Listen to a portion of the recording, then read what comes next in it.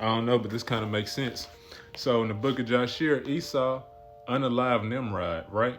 So Esau dog tired. They fought pretty much to the death.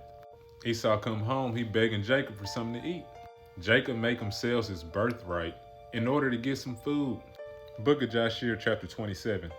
And Esau at that time, after the death of Abraham, frequently went into the field to hunt. And Nimrod, king of Babel, the same was Amphriel, also frequently went with his mighty men to hunt in the field, and to walk with his men in the cool of the day. And Nimrod was observing Esau all the days, for a jealousy was formed in the heart of Nimrod against Esau all the days. So to catch you up to speed, Nimrod and Abraham, they had beef with each other Abraham's whole life. Abraham talked crazy to Nimrod plenty of times. Nimrod tried to kill Abraham plenty of times. He couldn't do it. God was too much inside of Abraham. So of course Nimrod and Esau, they got major beef. As we like to say, it was on sight. Alright, so we at verse 5 in chapter 27. Esau, he notices Nimrod and all his people. So Esau get ducked off. He start chilling in the cut like peroxide. So Esau chilling, he looking back. He see all Nimrod homies, they walk away. They start doing their own thing. So Esau, he didn't play with him at all. He said, oh, this is my chance. He by himself. I caught him lacking. Chapter 27, verse 7.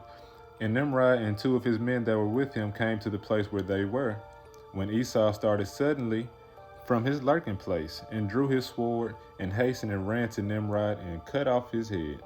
And then Esau had to fight a desperate fight with two men that was with Nimrod. They came and seen him. They was like, oh! They start fighting Esau. Esau unalives them.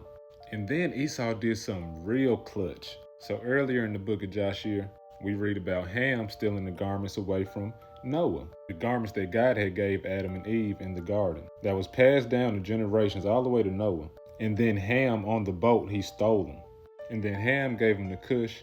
Cush gave him to Nimrod. So when Esau slayed him, he said, oh, I'm getting these garments. The garments had special powers. It was the reason why Nimrod was who he was. It gave him so much power, and everything on the earth bowed down to him. It say in verse 11, and Esau took those garments and ran into the city on account of Nimrod's men.